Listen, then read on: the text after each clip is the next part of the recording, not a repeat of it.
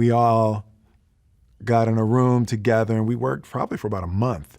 Everyone going through, and we would do scenes once in a while, but it was really diving in and understanding the low self-esteem of these characters and how their low self-esteem drove them into the lives that they've created for themselves, you know, and the questions of what makes somebody a bad guy. And that was always one of the questions that was at the forefront for everybody. What makes someone a bad guy? And we sort of landed on the separation between being a bad guy and being evil. And you know, David, probably about 3 weeks in, we landed on that idea that it's not a movie about good versus evil. It's a movie about bad versus evil.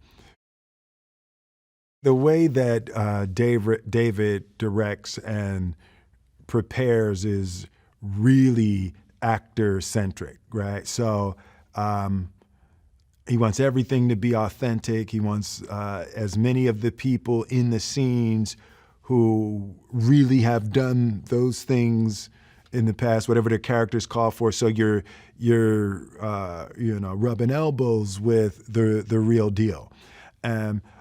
What happens is it just gives an extra level of authenticity, because between takes you can say, hey, listen, I'm doing this, what do you think? And I say, no, do it like this, hold it like this. You know, so there's a sense of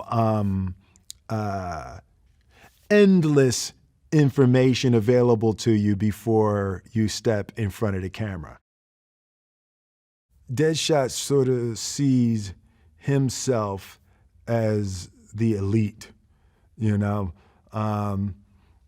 when Deadshot looks at Flag, he feels that he's a way better soldier than Flag. He's a better shot than Flag. He's a better commander than Flag. And actually, the only difference between Deadshot and Flag is what team he's on, right? So Deadshot looks at Flag as one of the worst bad guys. He's in one of the biggest gangs ever. And the only difference is he has money and, you know, he has a couple of stripes, right? So I think there's also a little jealousy that when Deadshot sees soldiers and they're a group and they work together and all of that, there's a part of him that yearns for that and knows that he could have been that, but he chose a different life. And maybe as when the movie starts, it's just about getting to that point that Deadshot is thinking, maybe I might have made a wrong turn or two in his life. For Deadshot, Amanda Waller is like bittersweet. He really appreciates her gangster. There's no lie in Amanda Waller, you know. So there's the part of him that appreciates that, but then there's the other side of it that he really doesn't like being used in that way. You know, Deadshot kind of considers himself the best user ever. So to get jammed into a situation where he's being used in that way is really a bruise to his ego. This cast really bonded in a special way that isn't always the case. I think